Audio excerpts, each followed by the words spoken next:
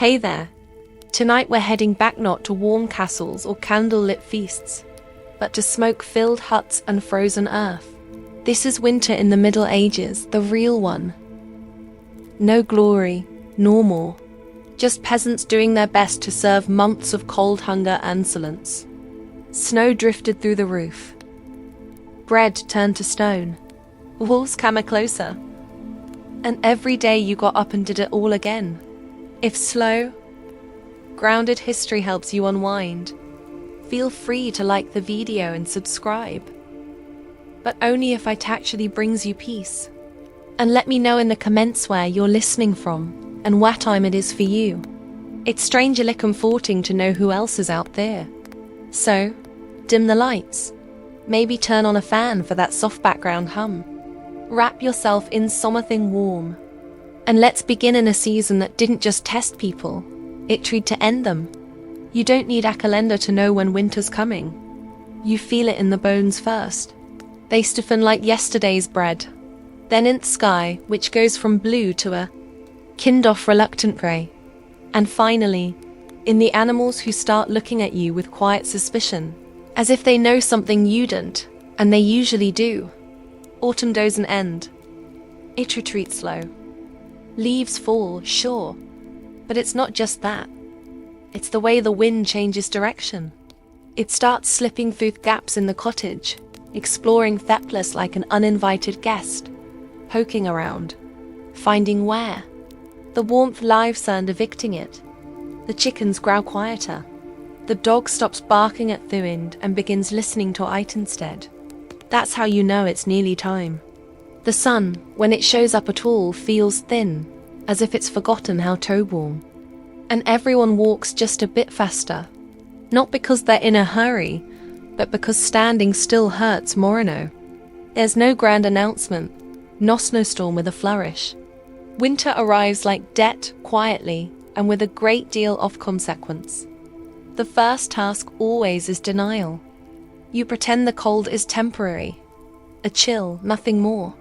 You wear the same tunic you wore in October, but now with a cloak that's more whole than fabric. You tell yourself you'll mend it. Ya want. Not because you're lazy, but because the needle's bent, and the threads run out, and your fingers are too numb to hold either. We talk a lot about preparation, as if we were always ready. But let's be honest, most winters arrive when we're not quite finished with autumn. There's always a corner off the roof you meant to fix or wood you meant to chop. Always something still left in the garden that didn't get dried or salted or stored. In team. Still, you do what you can. You stuff straw between the gaps in fuel. You drape cloth over the away. You rearrange the beds so everyone sleeps a little close to their hearth. Even Uncle Gan, who smells like sheep and talks in his sleep about debts no one remembers. You don't light fires all day. That's a luxury. Wood is for evenings, for cooking, and for the hour, so when everyone pretends to be careful. The rest of the time, you rely on movement, layering, and the heat of several reluctant siblings pressed at each other under one scratchy blanket. The animals sense it too. They linger longer near the shelter, the chicken shuttle. The pigs go quiet, which is steeply unsettling. The cows grow more irritable, which is to say they remain exactly the same. Outside, the ground turns to iron. Thepiths that were muddy last week are now treacherous. Half-frozen ruts that twist ankles. And swallow boots. Water in the bucket develops a skin of ice. You break it each morning with a ladle, then curse softly as it numbs your hands. And the sky just hangs there, low, grey, expectant like it's waiting for something. You squint at it as if you might read it. As if clouds carry messages. They don't, but they do mean you won't see the sun again for several weeks. In town, people walk faster. They speak in shorter sentences. Jokes dry up. No one's really in the mood. Even the church sermons get a little darker. The priest reminds you that cold weather is God's way of encouraging humility. You wonder if God might try slightly. Warm a lesson plan. And then finally one morning it happens. Snow, not a blizzard, not yet. Just a dusting dot like flowers spilled across the fields. But it changes everything. The thatch turns white. The trees stiffen. Your breath comes out in little clouds. And every step outside sounds like you're stepping on old parchment. And with that, snow comes the realization. You're locked in now. The earth has closed up shop for the season. No more digging, no more planting. Nothing will grow. What you've already stirred is all you've got. And if you didn't store enough, well, you'll learn how thin stew can really get. You begin to count things differently, not in days, but in bundles. How many bundles of firewood left? How many sacks of grain? How many turnips? How many eggs this week? Not many, as the hens stop laying when it's cold. They prefer to huddle near the fire, just like everyone else. You keep yourself busy, even if nothing feels productive. You mend clothes, you scrape pins, you stir ashes, hoping a warm coalesce hiding underneath. If there's time, and there often is, you spin wool. It's not just for making cloth. It's for keeping your hand moving, your mind occupied. Too much quiet and your thoughts start getting ideas. The animals aren't just company. They're cohabitants. The warmer ones are invited inside. Not all at once. They're air boundaries, after all. But enough to turn the house into a communal stew of smells, sounds, and shared body heat. You get used to waking up with a goat breathing on your neck.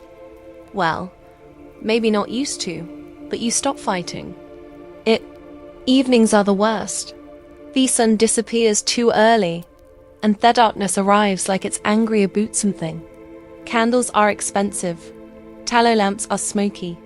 You sit near the fire if there's one going, and you listen to stories, to wind, to the way the wood pops when it burns. Sometimes someone gets it in their head to tell a ghost story. This always seems like a good idea until you realize you have to walk across the freezing yard to use the preview afterward. You run. You try not to trip. You definitely don't look into the shadows. And yet, winter isn't almisery. There's a rhythm to it, a kind of bitter predictability. You know the chores. You outknow the limits. And there's a strange camaraderie in knowing everyone else is miserable. You learn to find comfort in small victories. Warm feet for 5 minutes. A stew that tastes slightly less like spare. A day without wind cutting through the cracks in the wall. You celebrate quietly because the moment you're too loud, someone will remind you we've only just begun. Historically, where peasants didn't fare too well in winters. The Little Ice Age starting there in the 14th century brought harsher, longer winters. Across Europe, rivers froze, crops failed. In some years, the rain froze solid for months and markets were held right on the ice. Yes, people shopped on frozen rivers until the ice had decided otherwise. In particularly bad years like 1315 to 1317, rain ruined crops for seasons.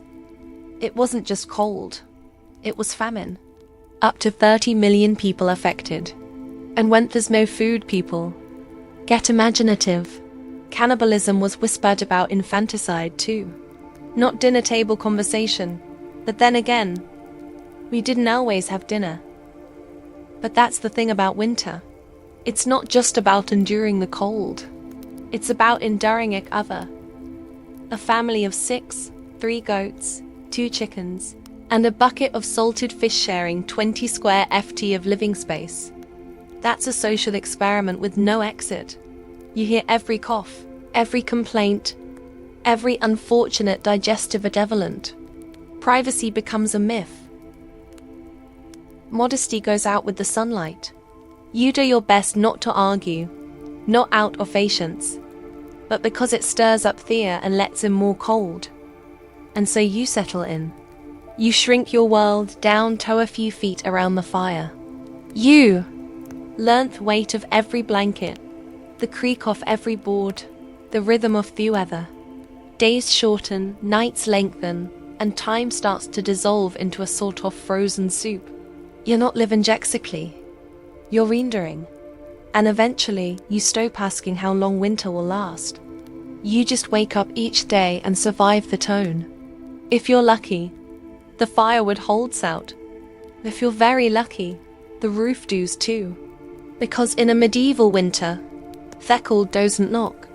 It lets itself in and stays a while. And tomorrow it starts again. Winter doesn't just try to kill you with cold. It kills you with cause. And at the top of that frozen to-do list, wood. Endless amounts of it. You don't just need a few logs for ambience. You need firewood like your life depends on it. Because it does everything. Revolves around fire. It cooks your food, warms your bones, dries our socks, scares off rats, and makes house only mostly inhabitable. Without it, you're not a peasant. You're a popsicle with taxes. But fire doesn't magically appear. It takes wood, lots of it. Cut, carried, chopped, stacked, and cursed out. Gathering firewood is the medieval equivalent of having a second full-time job. Except this one pays in back pain and frostbite. There's no chainsaw. No gas-powered anything. Just an axe that's been in the family, so long you're not sure if it's a tool or an heirloom. The handle's cracked. The blade is blunt. But it's still better than using your hands, which, let's face it, you probably will anyway once the axe gets stuck in the third log. You start in autumn. Of course everyone says that. Startily. Except there's never enough time. The harvest runs. Late. Your neighbor borrowed your axe. And you sprained your ankle, trying to outrun an angry goose. So, here you are in December, swinging steel at a tree like it insulted your mother, praying it falls in the right direction. And trees don't cooperate. They're a heavy, unpredictable, and covered in snow. You cut one down only to realize they still have to chop it, carry it, and stack it. Repeat 50 times. If you're lucky, your back just hurts. If you're in it, the tree lands on you, and you become a cautionary tale. Once the wood is chopped, it needs to dry. That takes months. So, you burn it wet, which means it smokes, hisses, and barely burns at all. Congratulations. You've just turned your home into a tepid, smoky nightmare.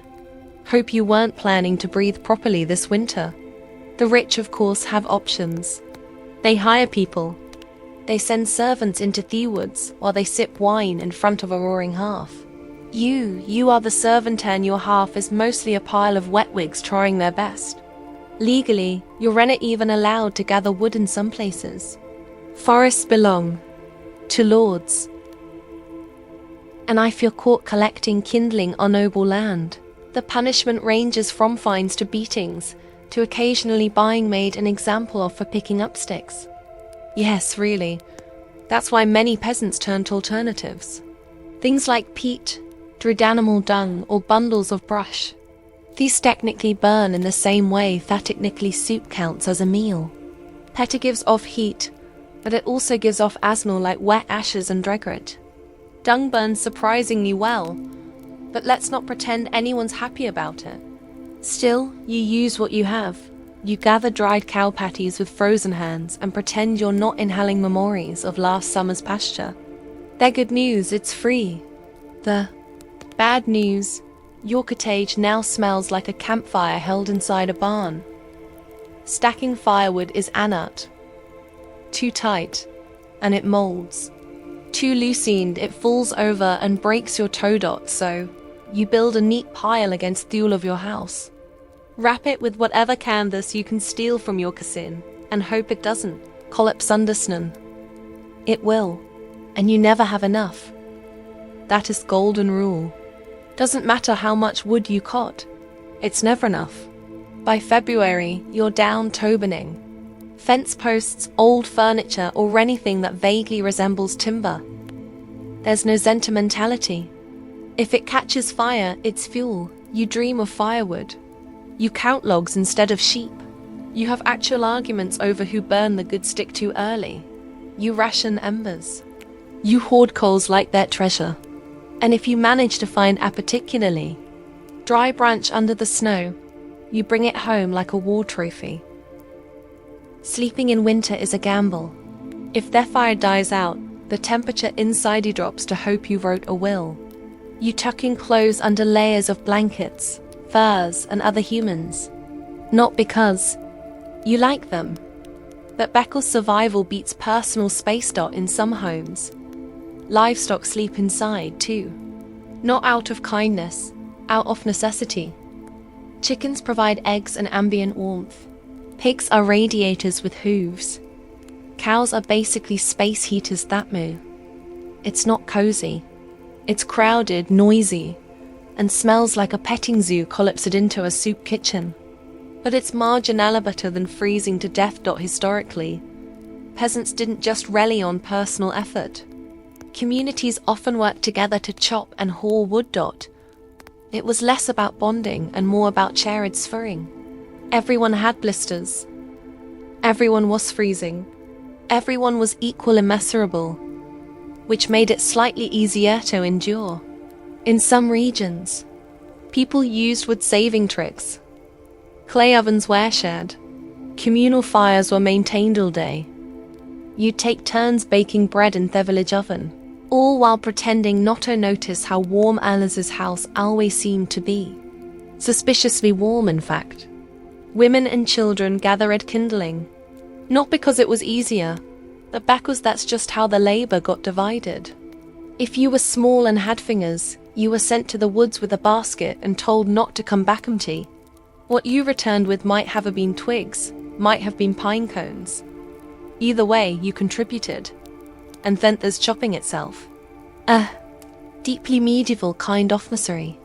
Your gloves, if you have them, are soaked through in minutes. Your fingers go numb. The axe slips.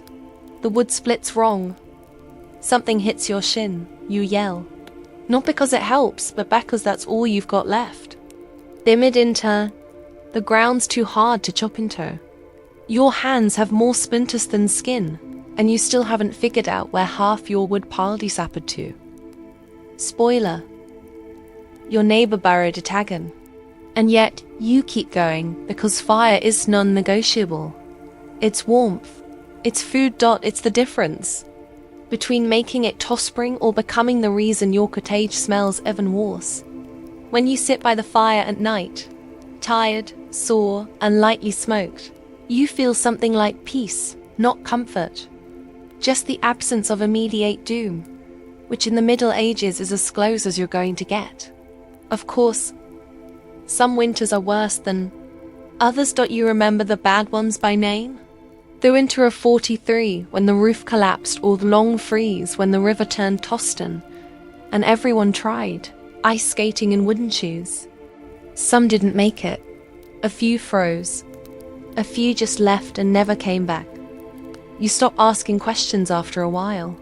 The firewood dwindles. The wind whistles. You find yourself eyeing furniture a little differently. That stool you never liked suddenly looks flammable. Sentiment gives way to survival. If it burns, it's valuable. Eventually the fall comes. The snow treats like a tired thief.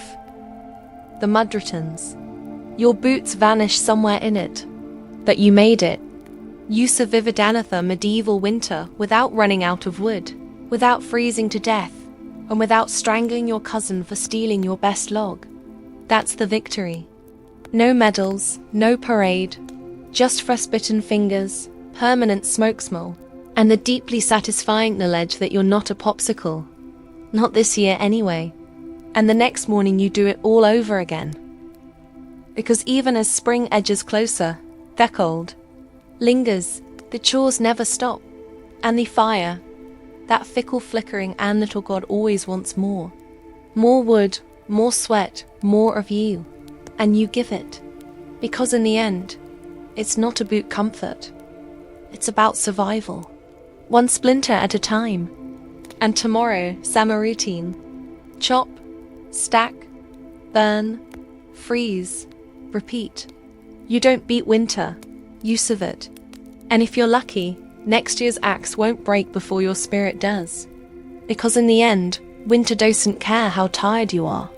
The logs won't chop themselves. The fire won't feed itself. And warmth, that rare fleeting thing, has to be earned every single day. You don't need a calendar to know it's winter. Your stomach tells Yophus loudly, repeatedly. It's not hunger in theme and sense. That gentle rumble that reminds you to check. The fridge. It's deeper, angrier. The kind of emptiness that makes you stare at bark and wonder, could I stew that? Food in a medieval winter is like firewood. Always running out. Never easy to get. And guaranteed to cause ailments. You don't plan meals, you ration them. You stretch them. You look at 3 shriveled turnips and call it a feast. You start with what you vested. Grains, mostly barley, rye, oats, wheat if you're rich, or stealing from someone who is. You keep them. In sacks, barrels, or anything that keeps out rats, which is nothing. The rats always find a way. They're like furry tax collectors with teeth. Most of your meals revolve around pottage. The medieval mystery stew. It's not so much a recipe as a lifelong experiment. You throw in whatever siddle and hope it doesn't kill you. Root vegetables, dried beans, wilted greens, maybe a strip of dried pork, if you've got royal connections or a generous neighbor. It simmers for days, sometimes weeks. New ingredients are adjusted, added to the pot. Old ones never quite leave. It tastes like boiled earth with a hint of onion and regret. You eat it anyway, every day. Twice a day I feel lucky, not because you like it, but because it's there. And in winter that's enough. Meat is rare. You don't have a freezer. You don't even have a cold cellar. Just a slightly less awful corner of the cottage. If you did slaughter something in the fall, a pig, a goat, your neighbor's least favorite ekakin, you salt it, smoke it, dry it, and then hide it from everyone in the house, especially the kids. Kids will eat anything, including raw bacon, and the string you tied it with. Summer to me's you fish if the river isn't frozen, if the ice isn't too thick, and if yo haven't already burned your fishing rod for kindling. Ice fishing is a thing, just not a fun thing. You chip away at a hole in the ice while your toes slowly lose sensation. Then you sit, wait, and contemplate how life became a series of increasingly stupid decisions. If you're near the sea, you might dry some herring or smoke eel. It's nutritious. It's long-lasting and it tastes exactly how it sounds. If you're not near, water, yawly on whatever your neighbors didn't guard well enough. Bread is essential, but it's also a gamble. Made from whatever flour you've got, rye, barley, sometimes lentils, and often padded out with filler. Sawdust. Yes. Groundacorns, maybe. Bark on a bad year. Bread isn't soft and fluffy. It's a blunt object, something between food and medieval defense weapon. And sometimes the bread fights back. In damp storage, rye can grow a fungus calidurgid, a delightful little microbe that causes hallucination, convulsions, and occasionally adieth. You don't know this. All you know is that the bread makes you see colors, scream at clouds, and possibly become a religious visionary, or a witch, depending on who's watching. Dairy helps if you have animals that haven't frozen, wandered off, or been eaten. Milk spoils quickly, so you turn it into butter or cheese. The cheese issued, salty, and vaguely threatening. Butter is a luxury. You keep it wrapped in cloth hidden under your bed like it's gold. Because in winter it basically isses. Not likely. Chickens slow down in the cold. They're too busy trying not toady. You might get one a week, maybe twice if you speak nicely to the hens and threaten the rooster. That egg goes in pottage, or you stare at it long enough to get full from imagination. Fresh fruits and vegetables. That's adorable. No apples, no greens. Maybe a dried plum from last August if it didn't rot or become hermeto or worm. Most vitamin C comes from cabbage or fermented turnip, lovingly described as crunchy disappoint in vinegar. It keeps scurvy away, but also friends. Preservation is everything. You salt, smoke, pickle, and dry anything faintance moved, grew, or was near something fated. You make jams from berries if you managed to find them, and didn't eat them all in a sugar-starved frenzy last summer. You hang herbs from the ceiling until they drop into the soup one by one like leafy confetti. Nothing is wasted. Bones are boiled. Twice. The fat is saved. Even the ashes from the fire end up in soap, or used to scrub pots. If someone throws away food, you question their sanity. Or you marry them beckers. Clearly they're wealthy and auto-waste things. And then there's hunger itself. Not mild hunger, not I skip at lunch hunger, but the kind that makes you feel your stomach rubbing against your spine. The kind that makes you chew slowly, not for flavor, but to make it last. Hunger's a full-time presence in winter.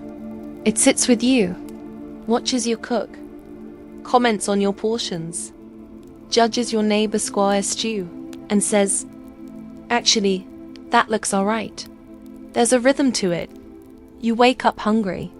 You go to bed still hungry. You learn to live with the gnawing feeling, like a mouse chewing inside diably. Eventually, you stop noticing until you smell stew from a neighbor's hut and immediately consider selling. As a bling. Even the better-off peasants didn't eat well. They just eat slightly more of the same bland, mealy disappointment. Occasionally, some anemonages a real treat. Honeycomb, fresh apple slices, a slice of salted beef the size of a coin.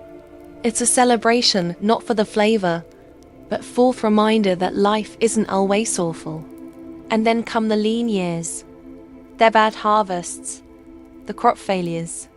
You remember the winter of 1316, or at least thesteries. Heavy rains drowned the fields. Rot set in. Grain yields collapsed. Livestock starved. Entire villages went hungry.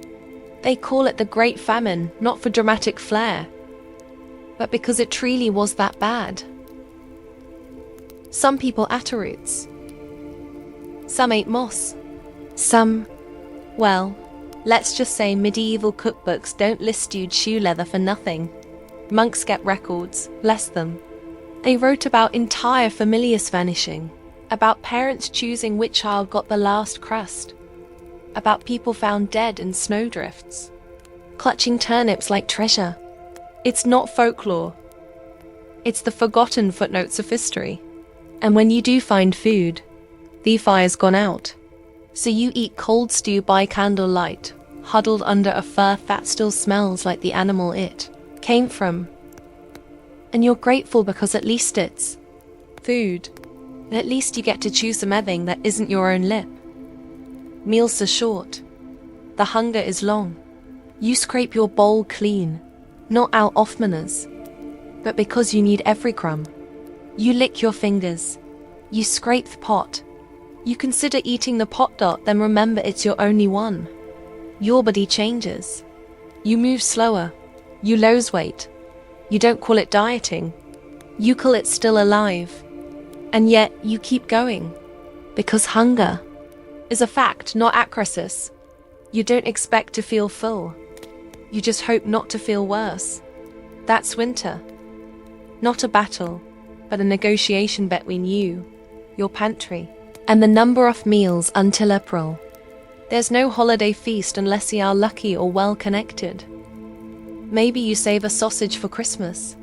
Maybe a neighbor shares a pea made with mystery meat and courage. You didn't ask questions. You eat, you smile, and you try not to cry when it's gone in 3 bites. Even the celebration foods are practical. Spiced ale if you can afford spices. Nutcakes if anyone had nuts. Pies filled with dried fruits soaked in syrup and desperation. They're more ritual than indulgence. A way to remind yourself that joy exists, even if it's crusted in soot and shared with a dozen shivering relatives. So, what? Did you eat in a medieval winter? Anything that wouldn't eat you first?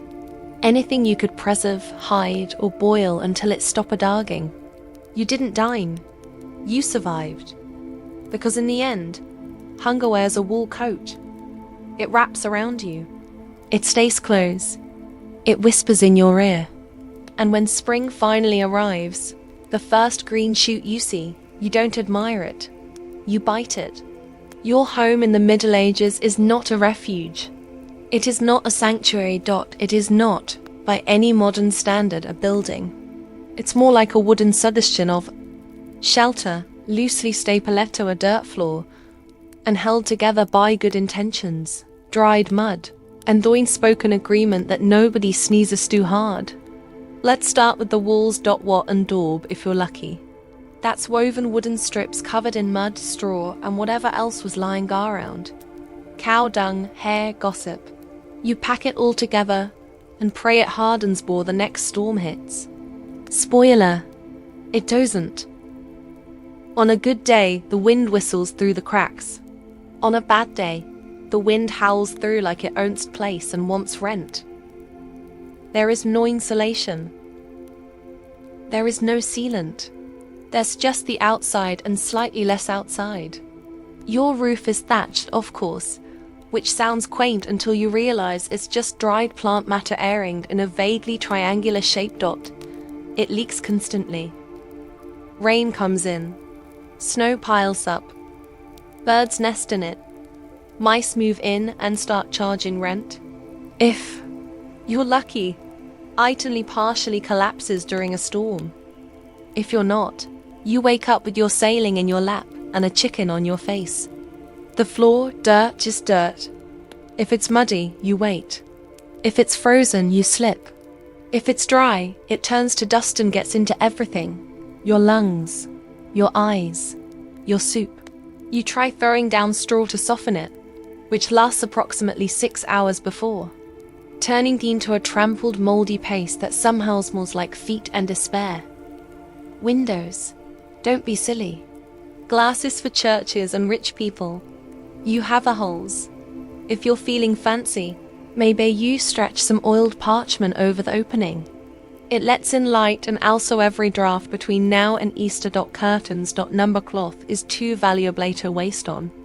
Luxuries like privacy. Doors barely latch. Hinges groan like wounded animals. You can barricade it with a log.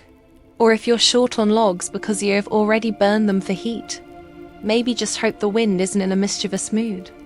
Fireplaces are central, but not in a cozy way. There's a fire pit. It's the middle of the room. No chimney, just a hole in the roof.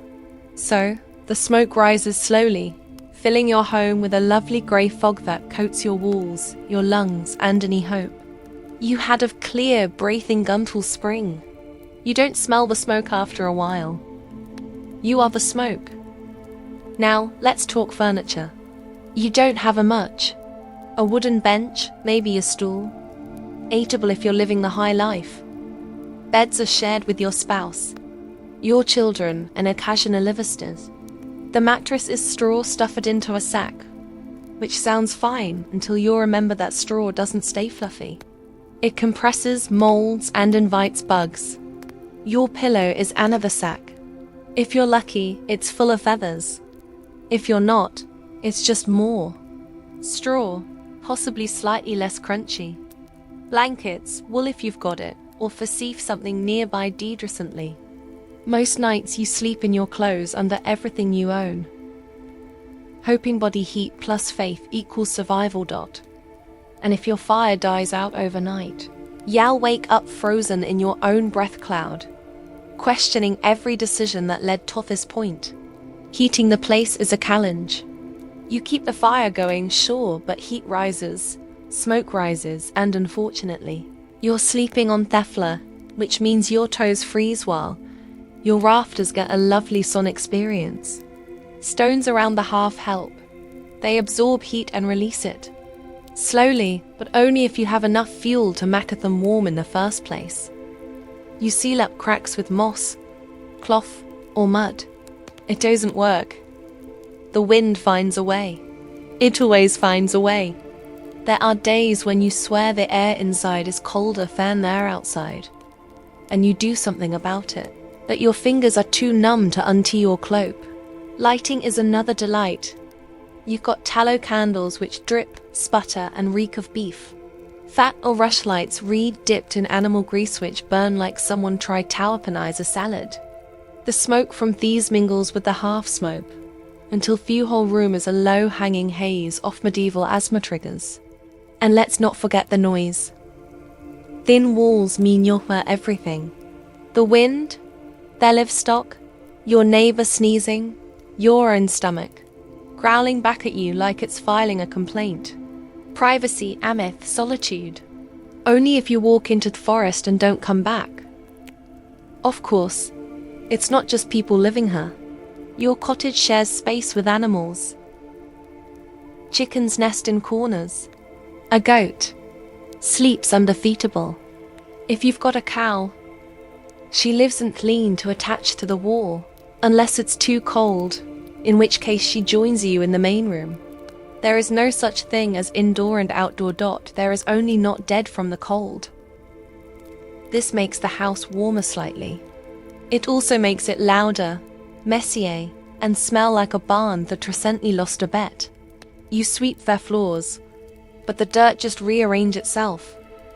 The straw bedding smells like old milk, and if a chicken decides to lay an egg next to your head in the middle of the night, you say thank you and try to fall back asleep before it poops on your blanket. Your roof also houses guests, birds, rats, insects. The thatch is thick enough for nesting, which means come spring, you'll hear the pitter-patter of tiny feet above you at all hours. Sometimes they fall in. It's normal. You scream. The rat screams. And then you both pretend it never happened. Maintenance constant. Door cracks. Rafters bend. Doors sag. The wind tears the roof. You fix what you can with what you have, and which is stirring hope and a very dull knife. You can afford nails. You wedge things into place. You hammer wood together using a rock and a prayer. And if it's raining and the roof's leaking, you didn't grab a bucket. You grab all the buckets. You position them around the house like you're trying to win a very sad game of splashes. You learn which spot's dry. You don't compare it to a castle.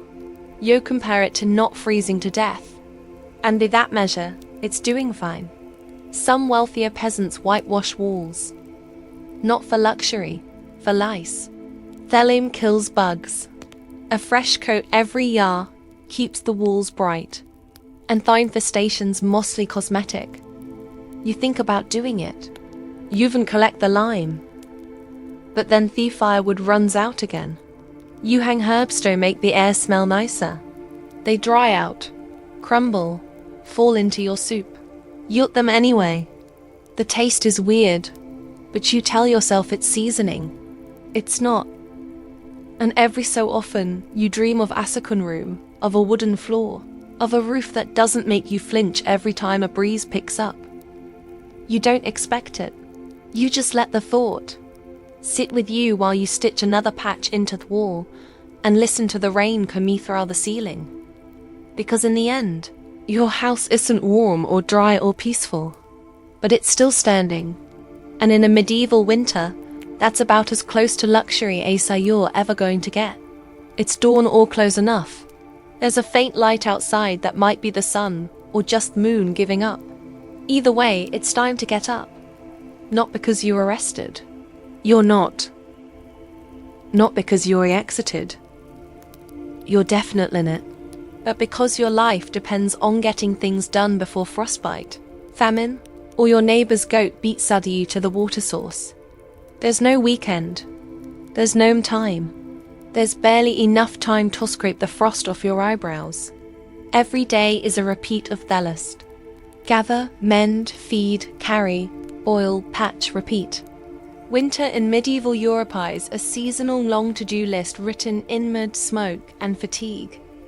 First job, get fire going. You hope the ember served the night. If not, you're back to flint and steel, hunched over kindling with frozen fingers. and breathe so visible it could be mistaken for a ghost. Wood is precious. You use it sparingly. A good fire means warmth, food, light, and life.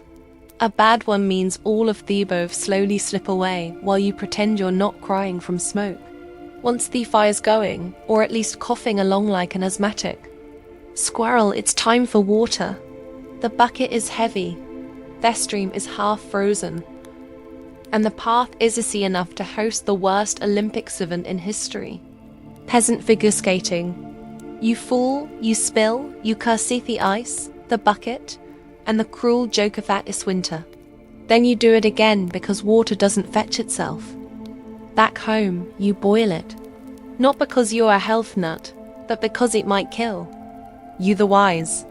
Every sip is a gamble. Boiling water is also how you warm your hands, steam the hut, and delay feeling like a medieval failure for 10 more minutes. Next, animals. They need feeding before you do. Chickens are annoyed. Pigs are loud. The cow is judging you. You scrape together old hay, kitchen scraps, and whatever hasn't frozen solid. You check the coop for eggs. There aren't any again. The rooster, however, has plenty of opinions. If it snowed overnight, you clear the path to the door. Not because it's tidy, but because falling into a snowdrift while holding a bucket of pig slip is the kind of memory that sticks. You shovel with a flat plank, your hands wrapped in rags, and mutter things that will get you excommunicated if anyone heard. With the animals fed and your finger shelf thawed, it's time for breakfast if you can. Call it that. Yesterday's cottage reheated with today's regrets. Maybe some crusty bread. Maybe not. If someone remembered to scrape Thepit clean last night, you're scraping scrapings. No one complains. Complaining takes energy. Then it's time for the real work. If you're a man, it's chores in the fields, forest or forge. If you're a woman, it's everything else. Spinning wool, mending clothes, making food, cleaning soot, hauling water, stirring pot, and somehow keeping 6 children alive while pretending your hands aren't frozen into claw shapes. Repairing the roof. That's your job. Fetching firewood, also. Your job, making sure the goat doesn't freeze, escape, or explode. Still your job. There are no task lists. Just a rolling stream of crises that need solving bare nightfall. Laundry is once a week, and it's its own form of purgatory. You drag clothes to the river, break through the ice, and scrub with a mix of ash. And lie until your knuckles bleed and your soul leaves your body. Rinse. Freeze. Repeat. Cooking is a game of improvisation and lowered expectations. You stir the same pot used yesterday. You skim the surface mold and add more water. Maybe some herbs. Maybe a pebble for texture. You serve it hot and call it soup. Afternoons are for fixing things. Tools, fences, relationships strained by arguments over who ate the last in it. You sharpen blades with a whetstone that's older than your grandfather, who incidentally died falling off the same ladder you now Uacito patch the ceiling. Children help in theory. Mostly they get underfoot. But even toddlers are handed tasks. Holding yarn, scaring crows, carrying small bundles of kindling. They work because they have to. Playtime is what happens when they finish early. And no one ever finishes early. Inside, the spinning wheel turns endlessly. Wool doesn't spin itself. Linen doesn't weave itself. Every thread in every tunic has passed through hands that ache. Gloves are a luxury. Calluses are standard issue. And if you drop a spindle and it rolls into the fire, you just stare for a moment and quietly consider walking into the flames after it. By late afternoon, it's already dim. The sun barely tries in winter. Shadows stretch long. You rush though finish the day's tasks before the light fails. You patch walls with mud, rehang door hinges, Fix a leaking roof with nothing but straw, a rock, and wildly misplaced optimism. Then you prep for the evening, stir the stew, stikithe fire, scrape the frost off thine side of your water bucket. You change into warmer clothes, which are the exact same clothes, but with one more layer of sadness. Dinner arrives, such as it is. A bit of stew, some bread, a communal mug of weak ale, or water that's been boiled 3 times just to make it less deadly. You sit near the hearth, not too close. Sparks, not too far. Frostbite, you eat fast. The warmth fades quickly. Afterward, there's no winding down. You're still spinning thread, mending socks, patching cloaks, scraping suit. Children sleep near the fire in a tangle of limbs and snoring. Adults stay up not for leisure, but because the fire needs tending, and tomorrow's firewood needs hauling. I feel lucky, there's a song. Someone sings softly while spinning or shelling peas. It's not joyful, but it is comfort. A reminder that life still exists outside the labor, just barely. Night falls early. You lay down in threesome clothes, under the same damp blanket, on the same straw mattress. You listen to the wind rattle the shutters. You hear the goat fart in its sleep. You hope the roof holds. You hope tomorrow is warmer, or at least not worse. You fall asleep mid, not because you're calm, but because exhaustion is the only lullaby you can afford. Of course, this is just one day. Tomorrow, you do it all again. Every chore repeats. Every moment ashes. There's no such thing as catching up, only falling behind more slowly. Holidays are rare and misleading. A day off might mean attending church in the cold, standing for hours while a priest reminds you that suffering is good for the soul. Then you return home and catch up on the chores you couldn't do because of all that spiritual unrest.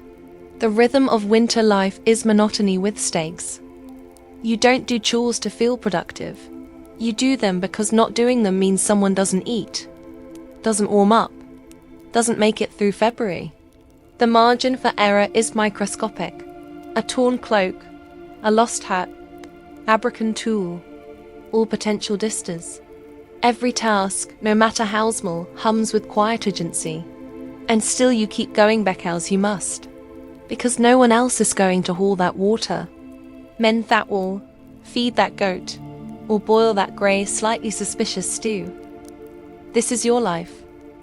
This is your winter, and the coronavirans. Sometimes you wonder what it would like to rest, truly rest, to sit, to breathe, to not have a list in your head that stretches from dawn to dusk. But rest is a luxury. Movement is survival. So you shift the logs, fold the wool, quiet the baby, nod to your spouse across the hearth. Another day done, another set, just like it to come. The work doesn't stop, but neither do you. Even in sleep, your body aches with worry. The blisters, the burns, the bruises, they don't heal. They just become part of you. Like the smoke in your clothes, like the frost on the windowsill, like the life you never chose but live anyway. You don't choose to get sick in the Middle Ages. Just wake up one morning and realize your nose won't stop running. Your throat feels like you gargled pine cones. Antimone seems to be inflating your joints from thine side. Congratulations. You're now fighting off something that doesn't have a name, a cure, or a polite bedside manner. You're not sure if it's a cold, the flu, or medieval tuberculosis, but it's yours now. Getting sick in the winter is almost a rite of passage. The hut is damp. The air is cold. The fire went out during the night, and you've been breathing in smoke, goat dander, and spores from Thule moss since October. No one knows what germs are in it, but your body does, and it's currently throwing a tantrum about it. Everyone coughs. Everyone sneezes. No one covers their mouth because nobody has tissues. And personal hygiene is just a rumor. The children are all sick. The old people are sick. The livestock might be sick. You're holding on barely by drinking boiled nettle tea. And doping the smell alone doesn't finish you off. Thermodies. Oh, you're going to love them. There's bleeding, of course. That's the go-to for everything from headaches to heartbreak. Someone shows up with a dull knife or a friendly neighborhood leech, and the solution to your fever is less blood. Does it work? Absolutely not. Does it make you lightheaded enough to forget your symptoms for a while? Yes, actually. Then there's herbal tea. Mixtures of whatever weeds the village healer found before the snow came. Yarrow, wormwood, nettle, maybe a handful of unidentifiedness, and a generous pinch of superstition. You boil it in a cracked clay pot. Strain it through your sleeve and sip it slowly, while trying to ignore the fact that it tastes like bitter Madame betrayal. Of course, you might also be advised to fast because clearly what a body fighting off infection needs owl's food. Bread is already hard to come by. Pottage has turned to grey sludge. Fasting for spiritual purification is just code for rationing hen. The pantry looks like a haunted pantry. Other cures include steam inhalation from the same pot you just boiled your soup in. Prayer. The longer the better. And in extreme cases, applying hot coals near the skin to draw out the poison, which works about as well as it sounds. Medical help, such as it is, depends entirely on who shows up first. If it's the village healer, you might get a pus and some herbs. If it's the priest, expect prayers, holy water, and a gentle reminder that maybe you brought this on yourself by skipping mass. And if it's the barber surgeon, well, start writing your will. The barber surgeon arrives with a sack of instruments that haven't seen soap since the last plague. He's cheerfully optimistic. You less so. He looks at your swollen leg and mutters something about humours, then pulls out a saw and a Tanqueray veil. Don't be silly. You'll bite on arsenic and scream into the void like everyone else. Sometimes they'll prescribe purging, either up or down, depending on which end is more offended by your condition. Laxatives made from boiled bark or dried beetles. Emetics brewed from wine and sadness. You're not just sick anymore. You're violently sick. Aggressively sick. The kind of sick that leaves you questioning your commitment to staying alive. Still, some people do recover. You lie in your straw bed for days, sweating through wool, alternating with shivering and hallucinating. The fire is low. The hoot is dark. The air smells like damp wool and whatever herbal nightmare you drank earlier. And somehow you pull through. But not everyone is so lucky. Illness spreads fast in a small sealed box filled with smoke, livestock, and zero ventilation. You cough. Your child cows. Your neighbor coughs through fuel. Within a few days, half the village is sniffling, wheezing, or laid out flat under moldy blankets, being Fedonian water and last rites in equal measure. No one knows what's causing. It's so naturally people guess. Maybe it's bad air. Maybe it's a curse. Maybe old Maud gave someone a funny look in church last week. And now the whole street's coughing blood. Superstition mixes with desperation till you're hanging herbs over doorways, burning dried sage, and sleeping with iron under the bed to ward off evil spirits. It doesn't work. But at least it smells nicer than the goat. The worst part is you can't stop working. You're sick, but the firewood still needs chopping. The cow still needs milking. Your kid's still expecting her, even if it's just a steaming bowl of hope and nettles. Rest is a luxury reserved for corpses. So you stagger out of bed, rape yourself in every piece of wool you own, and shuffle through the snow like a disgruntled ghost. And all the while Ferris glooms that this won't just be occult, that it's the start of something darker. Typhoid, pneumonia, the kind of thing that doesn't announce itself, just takes you quietly in the night. That's the realpha, not the pain, but the silence that follows. If the sickness gets worse, the signs are clear. The fever spikes. Your breath rattles. You stop getting out of bed. Someone lays a cloth over your forehead and pretends it's helping. And that priest is summoned. Not the healer, Nuff Barber. Just the man in robes who says it's time to prepare your soul. Confession comes quickly. You mumble out every sin you can remember. Even ones you probably didn't commit. Just toke over your bases. The priest nods solemnly and sprinkles sigh with holy water that smells faintly of mildew and desperation. He says words in Latin. You didn't understand them, but they sound final. Your family gathers. No one says it, but they're preparing. The pot of herbs simmers quietly. Bread is saved. A blanket is stacked in a little tighter. There's a nimin, just one, where you lock ice with your spouse and realize neither of you is sure which of you will survive this winter. But sometimes, mercifully, the fever breaks. One morning, you wake up and the fire is still burning. Your breath doesn't catch. Your fingers can move.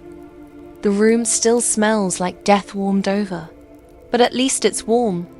You've made it barely, and now comes the long road back to functional. Recovery, however, is not glamorous. Your legs are weak. Your back aches. You haven't eaten solid food in days.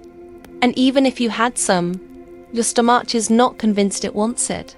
You shut up too fast and nearly faint into the fire. Your first trip outside feels like crossing a frozen tundra on legs made of disappointment. No one throws a celebration. You just pick up where you left off. There's kindling to split, cloaks to mend, and a suspiciously bloated pig to investigate. If your voice still cracks from the infection, too bad. If you lost a few pounds, well, silver lining, less strain on your shoes.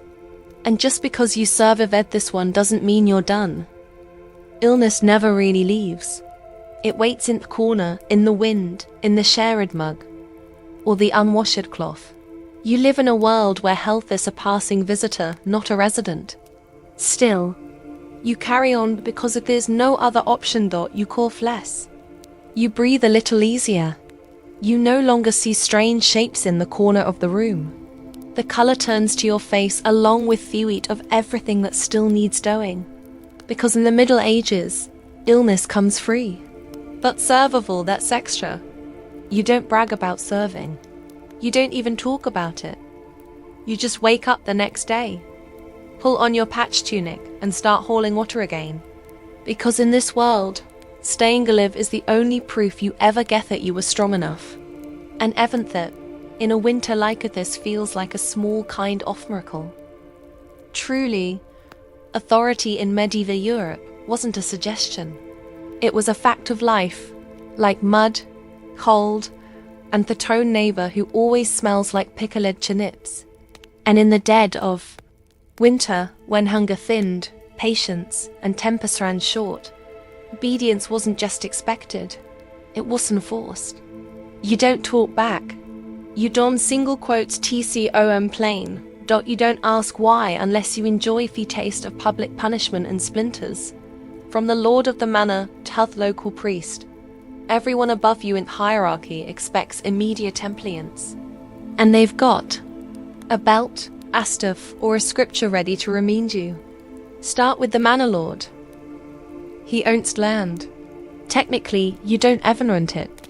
You just live there like a tolerated parasite. You farm his fields, pay your dues, and bow when he rides past, even if your back's already broken. If he says jump, you ask how high, then jump anyway, just in case hemming it metaphorically. Refuse. That's cute. Let's see how funny that is when he finds you, takes your grain, or throws you in the stocks during a snowstorm. The stocks, by the way, are winter-sleeced cozy seating arrangement. Wooden planks clamp your arms and neck while your neighbors get a walk by and admire your poor life choices. It's cold, it's humiliating. And if someone's feeling stiff, they might throw something. Turnips if they're nice, rocks if they're in it. You don't protest. That might get you a second round. But lords weren't your only problem.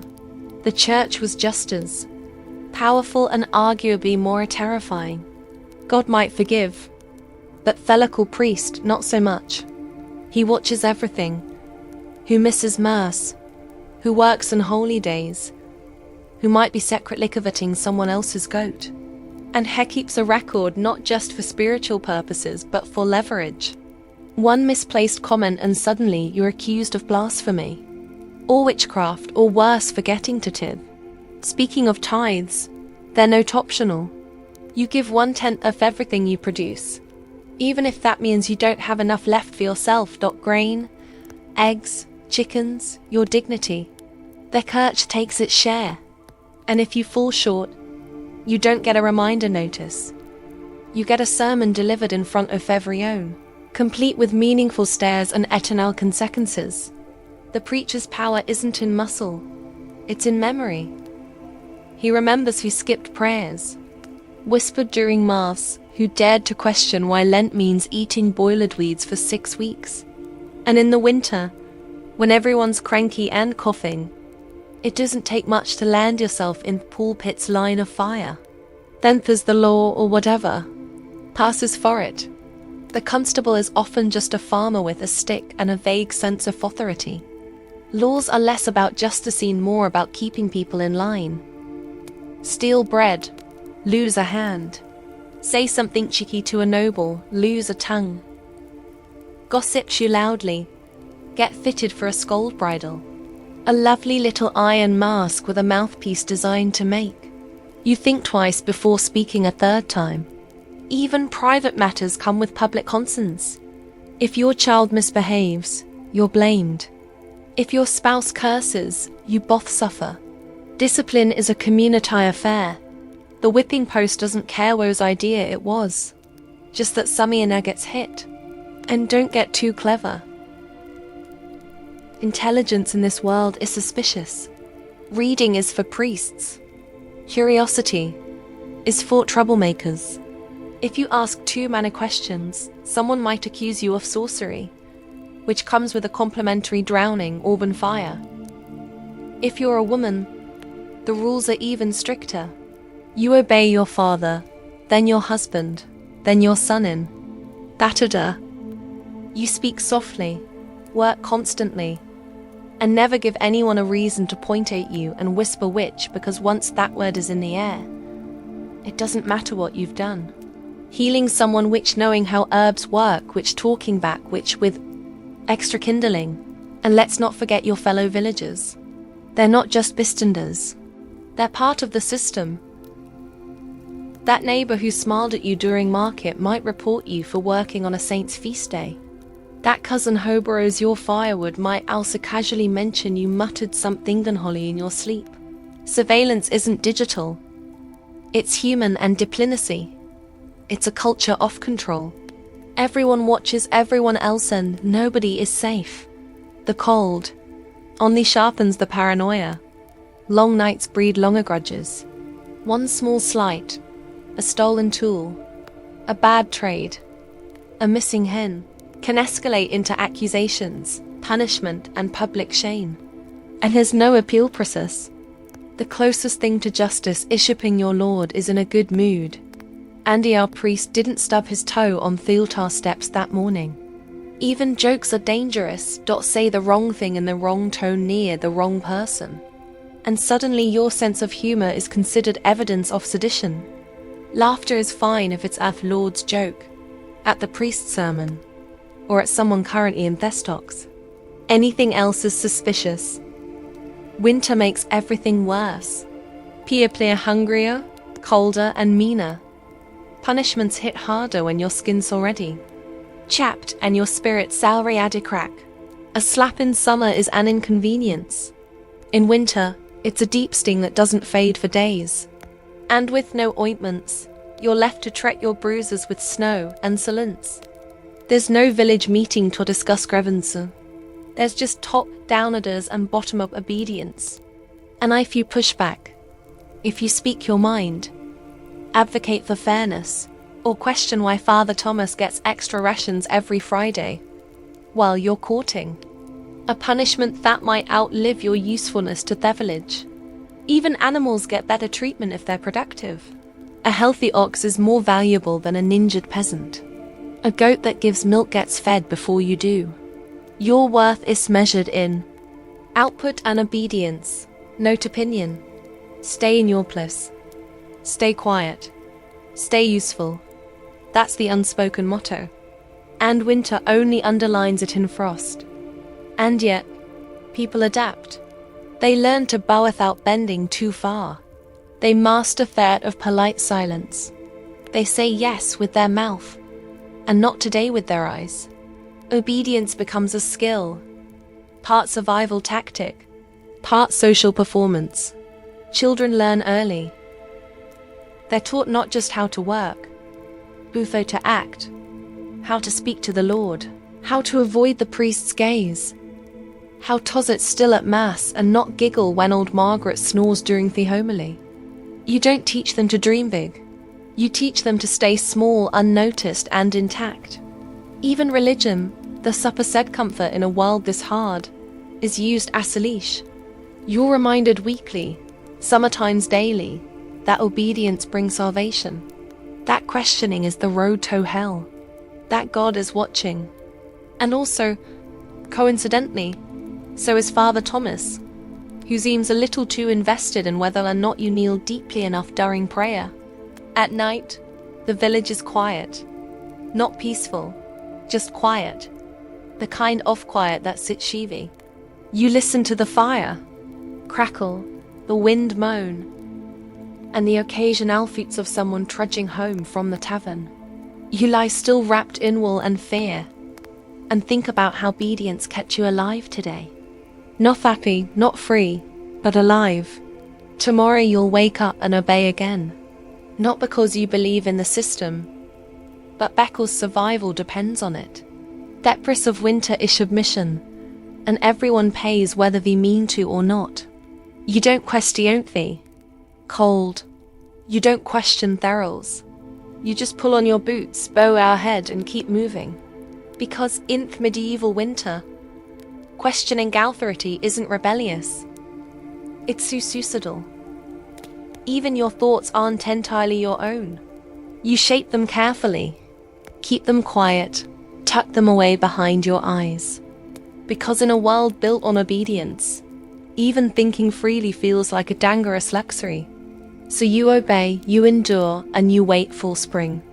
Because in winter, even rebellion freezes, and you've got a naught to survive without adding heresy to the list. So you lower your eyes, seal your lips, and carry on like everyone else. You're not alone out here. And that's not meant in the comforting sense. The kind people say when offering gug.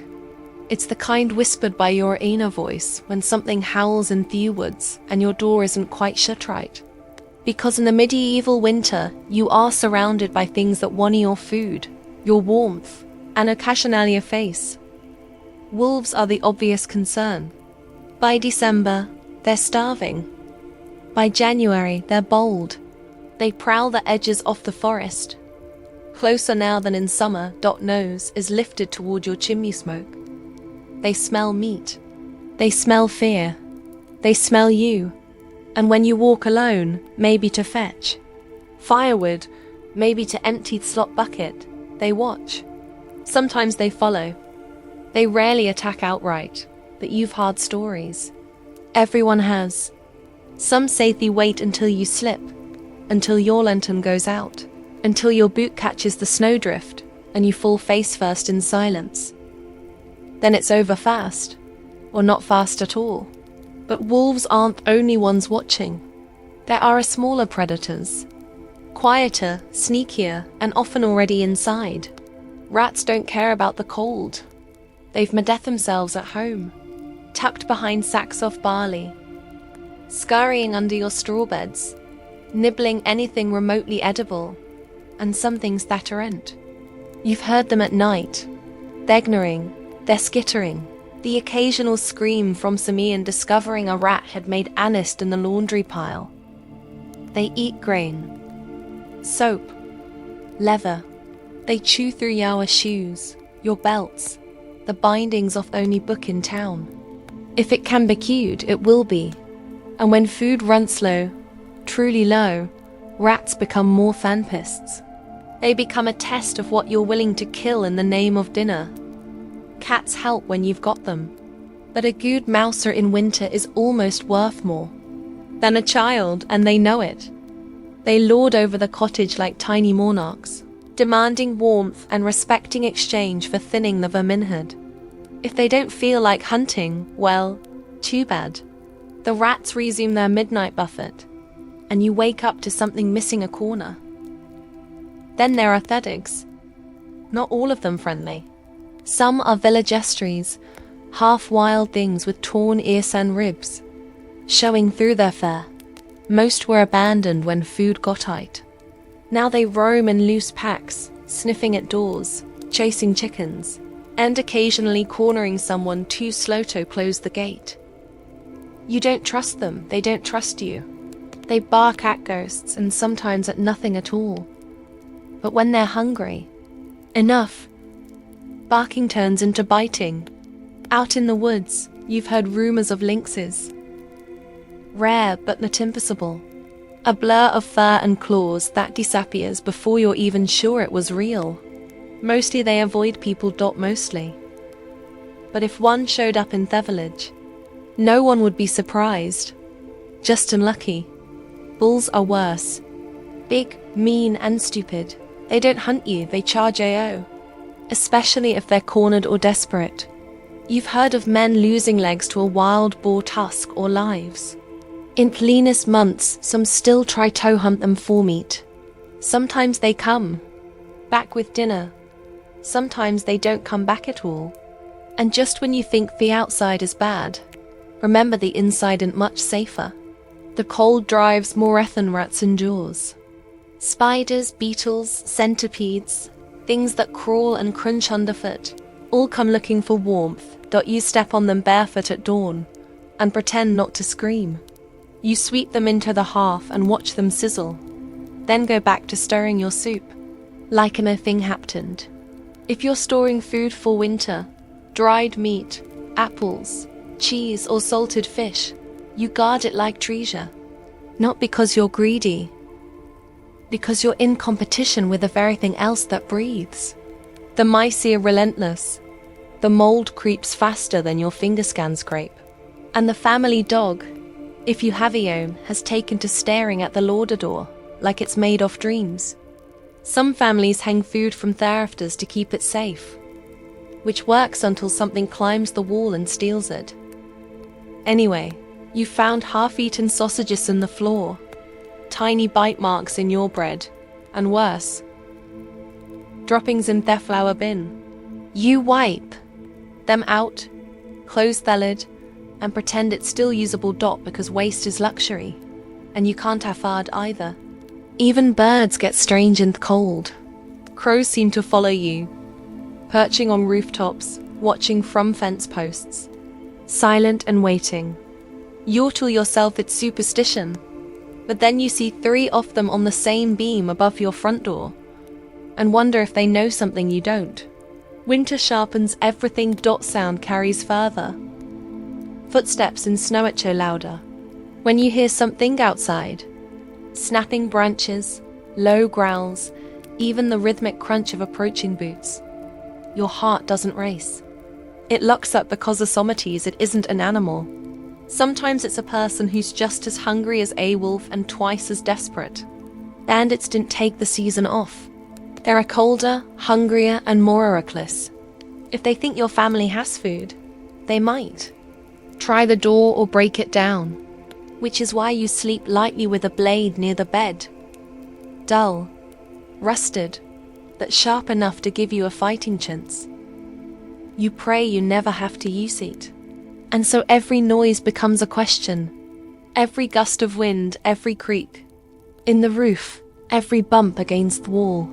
Is it just the cold settling in or something trying to get in? You start to learn the language of winter. The way snow falls when something has moved through it. The silence that means something gankwink. You listen differently. You think differently. You begin to count your food in days, not weight. You tuck your hands under your arms whenever you're not working, not because it's warm, but because frostbite doesn't ask permission. And you never ever let your guard down. Because predators don't knock. They don't announce themselves.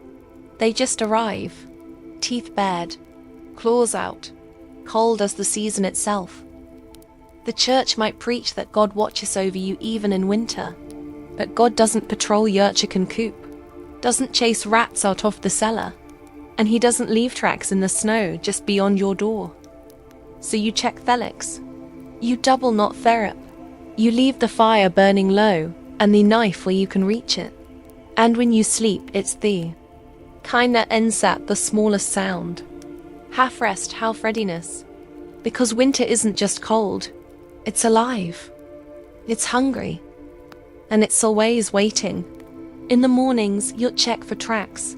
Not out of curiosity, out of necessity. A single line of paw prints across your garden means something visited. Maybe. Just passing through. Maybe scouting. Sometimes it's foxes nosing around the chicken coop. Sometimes it's worse. You shovel snow from the path, not just to walk safely, but to erase evidence. To make your home look less tempting to whatever might be watching from theatrine. Some people hang charms above their doors. Bits of bone, carved wood, sprigs of dried herbs. Protection, they say, against animals, against spirits, against luck turning sour. Whether they work is anyone's guess, but no one dares move them. Your dreams turn strange. Teeth, eyes, heavy footsteps. You wake in a sweat, breath fogging in the cold air. And listen just in case, because winter in the medieval world doesn't just test your strength, it tests your sanity. It frays your nerves, your sleep, your sense of safety. Every dark night is a dare, every howl a reminder. Out here, you're not at the top of Thefford chain. You're just another creature trying to survive the cold, so you carry on. Eyes open, doors shut tight. Because in a medieval winter, staying warm is only half the battle. The rest is making sure nothing eats you before a spring. And if something is hungry enough, it won't care whether you've prayed, prepared, or hidden well. It will just come. And you'll need to be ready, because in a world like this, even rebellion freezes. When your food is gone, your toes are numb and our roof leaks more than it covers. There's only one place left to turn. God, or more specifically, the medieval church, which depending on the day, is either your salvation, or one more mouth demanding something from you. Religion in the Middle Ages wasn't optional. It was oxygen. It filled every hour, every room, every thought, especially in winter when death felt closer than ever, and plagues like to show up uninvited. You didn't just believe in God. You structured your life around the idea that he was watching, and that he wasn't thrilled. The church didn't just offer comfort. It offered rules, rigidones. You attended Mass even if their church was colder than outside. You fasted on command. You confessed things you weren't entirely sure were sins. And if you didn't, the consequences weren't just spiritual. They were social.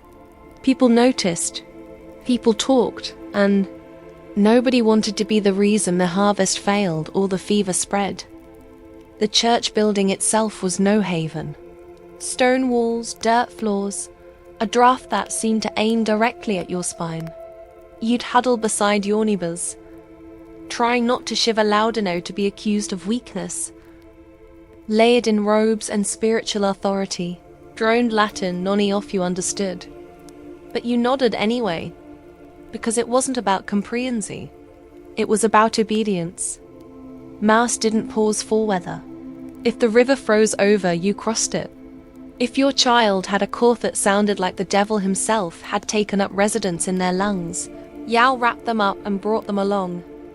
Missing Mass wasn't just frowned upon. It was noted by the priest. by your neighbours, by that one old woman who never blinked and always sat in the front pew. And let's not forget a thing. 10% of everything you had, all were supposed to have went to their church. Not 10% of your surplus. 10% of everything. Whether your family was living on turnip broth and stringy, boiled oats didn't matter. The Lord still needed his cut. Apparently, heaven had expenses. During winter, religion wasn't just ritual. It was survival theatre. People prayed for everything. Warmth, food, health, the strength not to strangle their in-laws after 3 months offing. Snowed in. Every problem had a saint. Sick cow, Saint Eligius, frozen fingers, Saint Polycarp, probably lost your axe in the river. Saint Anthony lost your mind trying to survive January. Stee Dimner, patron saint of those just barely holding it together. And Fenther were relics, bones, teeth, splinters of alleged crosses, handkerchiefs that once touched Samianaeli. These were housed in glass cases, silver boxes, or whatever could be fashioned out of melted down spoons. People would trudge through, snow and slush for miles just to glimpse one, kiss it, and whisper a prayer. Not because they fully understood the theology, but because they were out of options. Miracles, at least in theory, were always possible. You could be healed. Your baby cold recover. Your pig might stop foaming at mouth. And if none of that happened, well, perhaps it was your fault for not believing hard enough, or for that and confessed. Sin you were pretended count, because it happened in Thedek. Confession was its own sort of winter ritual. You'd kneel in a wooden booth, knees frozen, voice low, whispering your sins to a man who already suspected what you were going to say. The priest didn't flinch. He'd heard worse. Always had adultery, theft, envy. That time you accidentally ate bacon on a fast day. You said your piece, got your penance, and left the booth feeling brief lighter, until the guilt crept back in 5 minutes later. And then came fasting, Advent, Lent, Saint days, no meat, no eggs sometimes, no dairy in the middle of winter, when you already hadn't tasted meat in a month, and your last egg froze solid before you could crack it. You'd huddle over your sad little stew made from whatever had molded yet, and call it holy sacrifice. But you didn't dare question it. The church was everywhere. It owned land. It controlled calendars.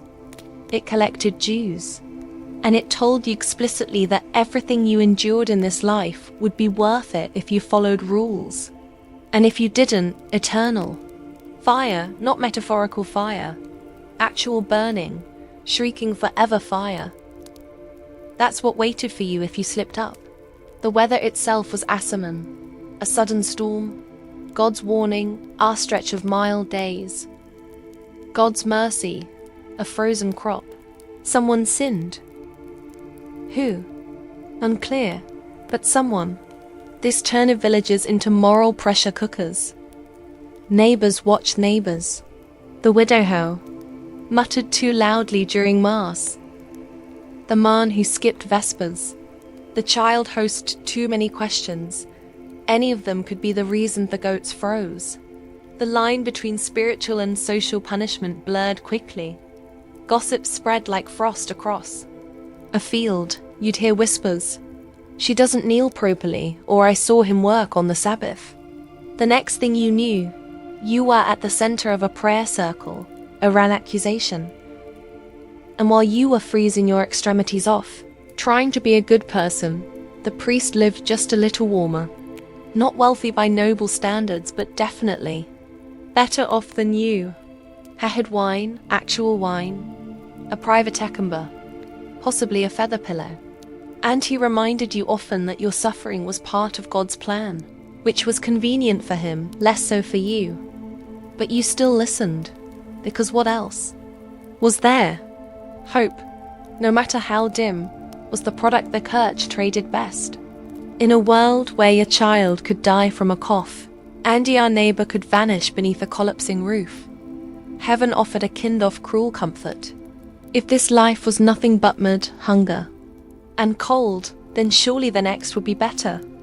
Golden streets, warm light, no frostbite, no rats. You held on to that vision, not because it made sense, but because it had to, because otherwise you were just surviving for the sake of suffering. And that was too much for Anian to admit out loud. You'd carve little crosses into the beams above your bed, whisper rosaries in the dark, teach charms to your belts, saints for safety, saints for sleep, saints for not dying before morning. Every tiny ritual was rebellion against despair. You couldn't fix the cold. You couldn't fix the hunger. But maybe you could stay in God's good graces long enough to see spring. And that meant keeping their faith. Even if your knees bled from kneeling. Even if your prayers went unanswered. Even if deep down you weren't sure anyone was listening. And when someone did die, which in winters often it was the church that guided their body to rest or tried to, their ground was frozen. Graves had to be hacked open with pixar left shallow and marked for later. The priest would mutter Latin over a frost-covered shroud, incense freezing mid-swing as the living buried the dead with red fingers and numb faces. Sometimes the body couldn't even move. A makeshift service might be held in a barn or right there in the house as family members huddled beside wrapped form, praying it wouldn't attract wolves before morning. But the church had answers for that too. Death was a passage, atheist. The cold couldn't follow you into heaven. The hunger would end. The pain was temporary if you believed and if you bade.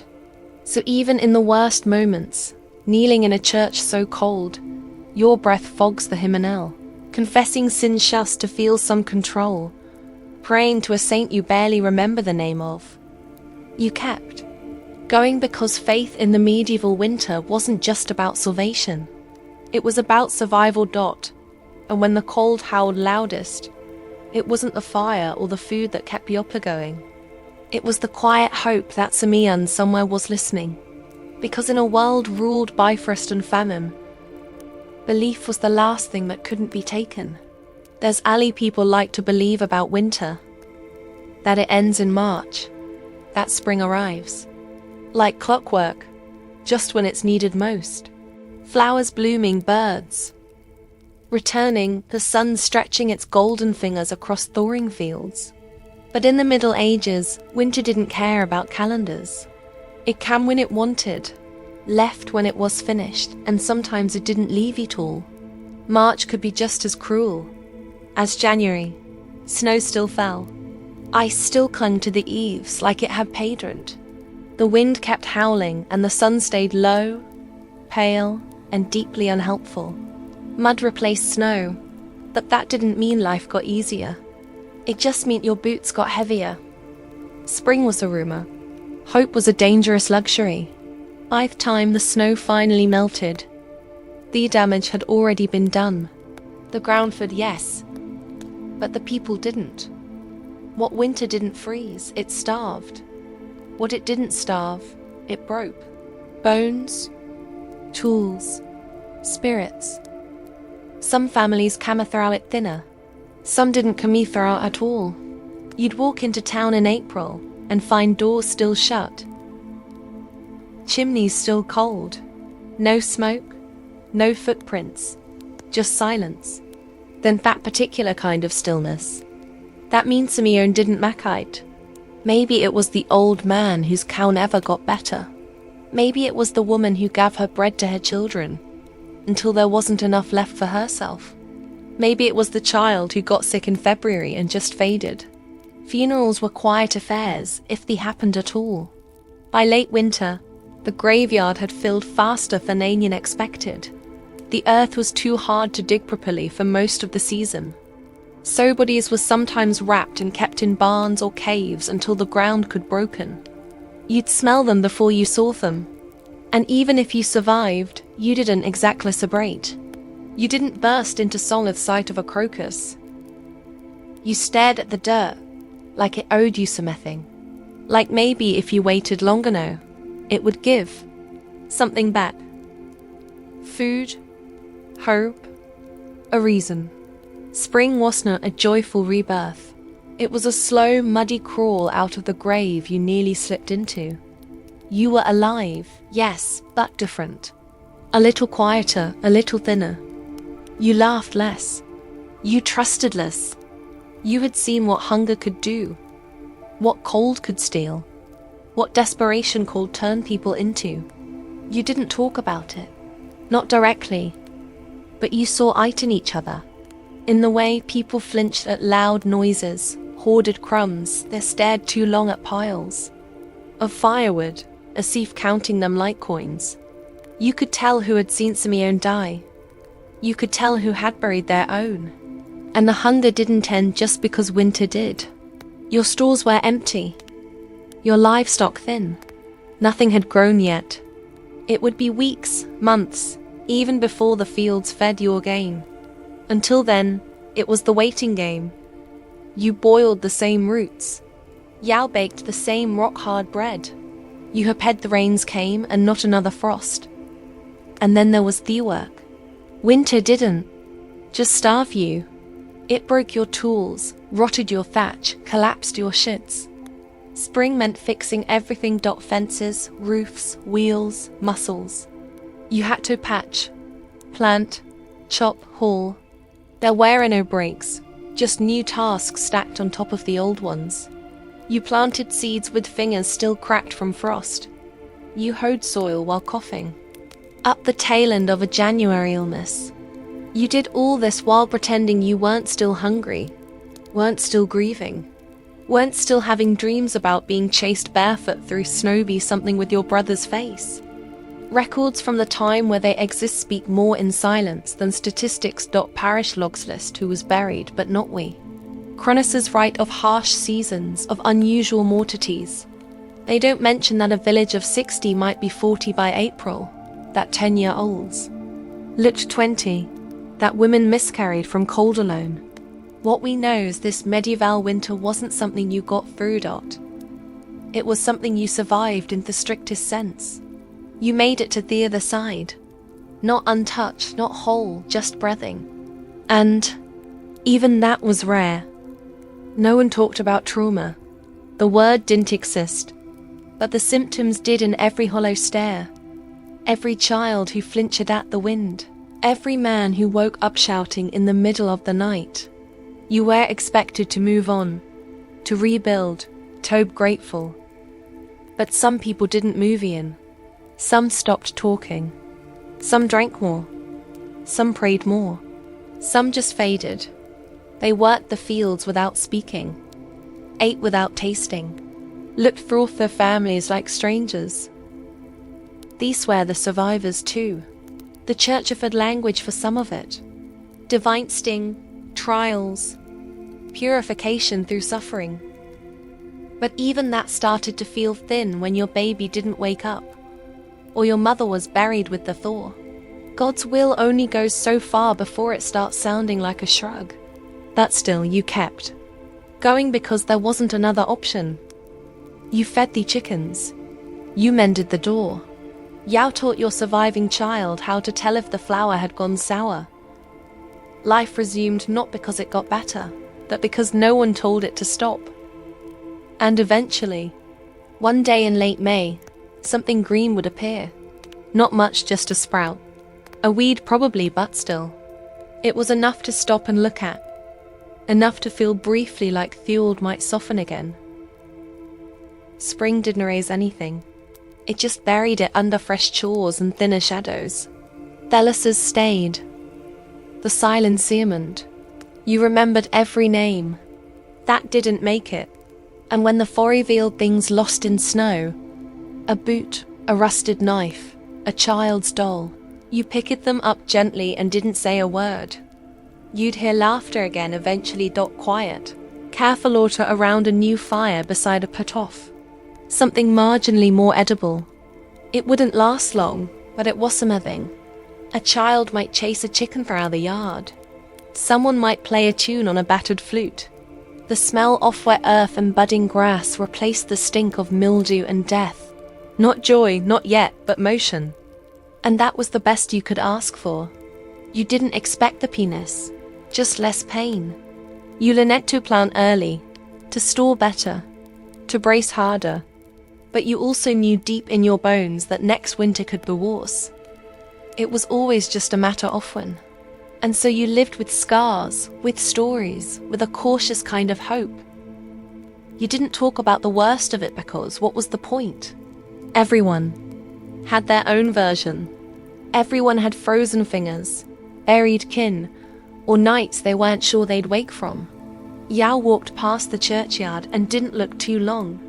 You saw the new growth and felt the old grief. And when someone asked how your winter was, you just nodded. Sad, we made it, because that was all anyone ever said. The truth was longer, messier, colder. It lived in thickness of the room, in the way Yao wrapped your cloak tighter. Even in the sun, in the way you counted your food twice, in the way you listened for wolves, even in spring. Survival wasn't triumph, it was just endurance. But in the Middle Ages, that was enough. So you wiped your hands, fed the fire, planted the next seed, and waited for the cold to come again. Because in a time when nothing was promised, not warmth, not food, not tomorrow, making it through winter wastes the closest thing peasants had to a miracle. And for most, there were no songs, no records, no legacies, just another spring and the quiet proof that they were still here. Because survival didn't make you a hero. It just meant you were still standing when the snow finally gave up. And that in the medieval winter wastes the only victory that mattered. One more breath, one more season. Endure.